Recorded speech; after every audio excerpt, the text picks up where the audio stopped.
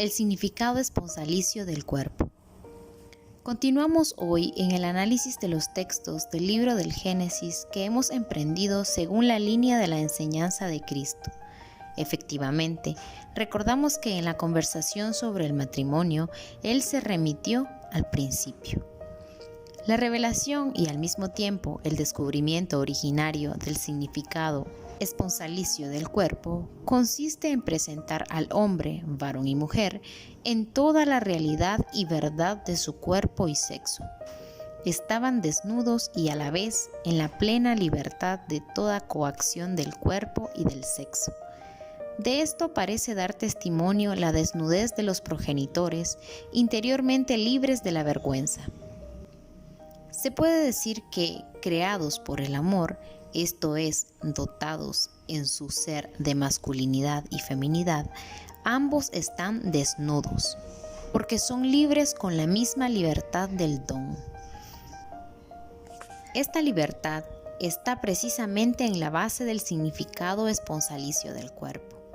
El cuerpo humano, con su sexo y con su masculinidad y feminidad, visto en el misterio mismo de la creación, es no solo fuente de fecundidad y procreación, como en todo el orden natural, sino que incluye desde el principio el atributo esponsalicio, es decir, la capacidad de expresar el amor. Ese amor precisamente en el que el hombre persona se convierte en don y mediante este don realiza el sentido mismo de su ser y existir. Recordemos que el texto del último concilio, donde se aclara que el hombre es la única criatura en el mundo visible a la que Dios ha querido por sí misma, añade que este hombre no puede encontrar su propia plenitud si no es a través de un don sincero de sí. La raíz de la desnudez originaria, libre de la vergüenza de la que habla Génesis 2:25, se debe buscar precisamente en esa verdad integral sobre el hombre. Varón y mujer, en el contexto de su principio beatificante, están libres con la misma libertad del don. Efectivamente, para poder permanecer en la relación del don sincero de sí, y para convertirse en este don el uno para el otro a través de toda su humanidad, hecha de feminidad y masculinidad, incluso en relación a esa perspectiva de la que habla Génesis 2:24, deben ser libres precisamente de este modo. Entendemos aquí la libertad sobre todo como don mismo de sí mismo, autodominio. Bajo este aspecto, esa libertad es imprescindible para que el hombre pueda darse a sí mismo, para que pueda convertirse en don, para que, refiriéndonos a las palabras del concilio, pueda encontrar su propia plenitud a través de un don sincero de sí. De este modo, las palabras "estaban desnudos", sin avergonzarse de ello, se pueden y se deben entender como revelación y a la vez como descubrimiento de la libertad que hace posible y califica el sentido esponsalicio del cuerpo. Pero Génesis 2:25 dice todavía más. De hecho, este pasaje indica la posibilidad y la calidad de esa recíproca experiencia del cuerpo. Y además nos permite identificar ese significado esponsalicio del cuerpo in actu. Cuando leemos que estaban desnudos sin avergonzarse de ello, tocamos indirectamente como su raíz y directamente ya sus frutos.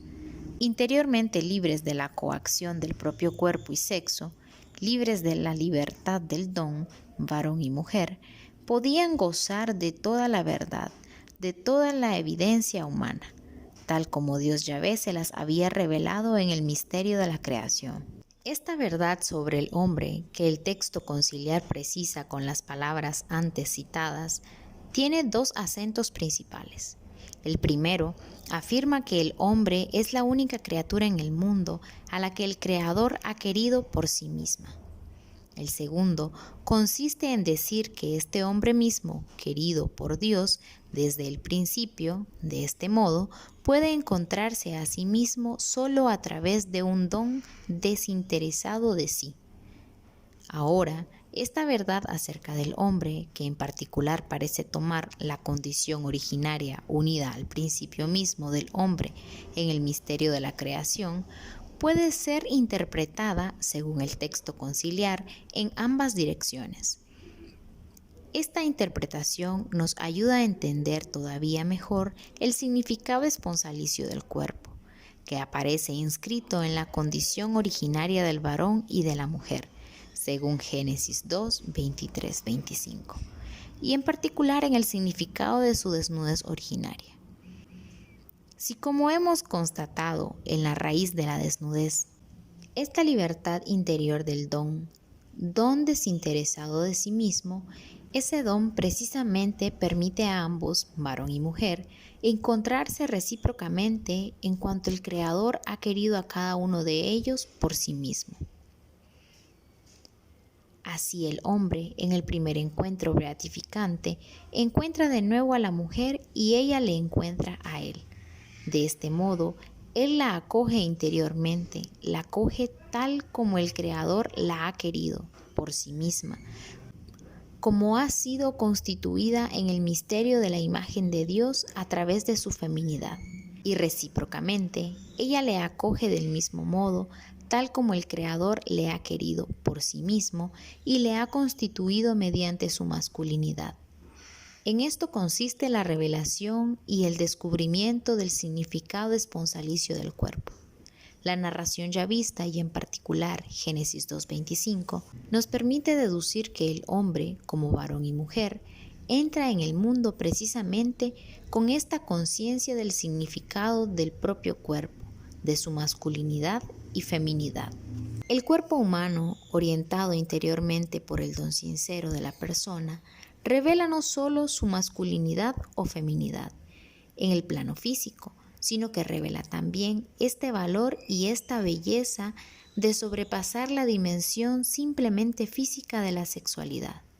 De este modo, se completa en cierto sentido la conciencia del significado esponsalicio del cuerpo, vinculado a la masculinidad-feminidad del hombre. Por un lado, este significado indica una capacidad particular de expresar el amor, en el que el hombre se convierte en don. Por otro, le corresponde la capacidad y la profunda disponibilidad para la afirmación de la persona.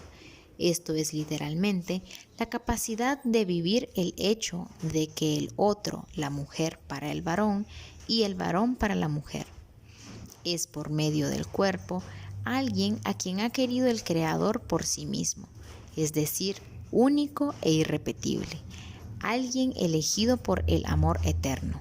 La afirmación de la persona no es otra cosa que la acogida del don, la cual, mediante la reciprocidad, crea la comunión de las personas. Esta se construye desde dentro, comprendiendo también toda la exterioridad del hombre, esto es, todo eso que constituye la desnudez pura y simple del cuerpo en su masculinidad y feminidad. Entonces, como leemos en Génesis 2:25, el varón y la mujer no experimentaban vergüenza. La expresión bíblica "no experimentaban" indica directamente la experiencia como dimensión subjetiva. Precisamente en esta dimensión subjetiva, como dos yo humanos y determinados por su masculinidad y feminidad, aparecen ambos, varón y mujer, en el misterio de su beatificante principio. Precisamente en esta dimensión subjetiva, como dos yo, humanos y determinados por su masculinidad y feminidad, aparecen ambos, varón y mujer, en el misterio de su beatificante principio. Nos encontramos en el estado de la inocencia originaria y al mismo tiempo de la felicidad originaria del hombre.